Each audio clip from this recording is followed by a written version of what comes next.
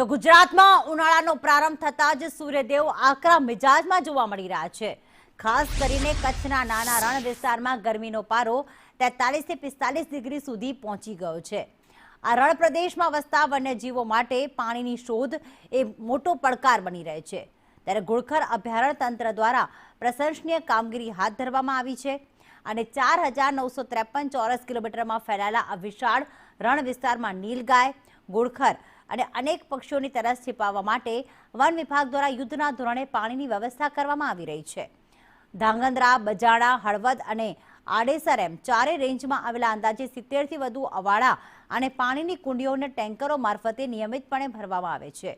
આ રણ વિસ્તારની સરહદો કચ્છ, સુરેન્દ્રનગર, મોરબી, બનાસકાંઠા અને પાટણ એમ 5 જિલ્લાઓને સ્પર્શે છે, જ્યાં વન્યજીવો પાણી માટે ભટકતા ન રહે તે માટે અધિકારીઓ સતત મોનિટરિંગ કરી રહ્યા છે।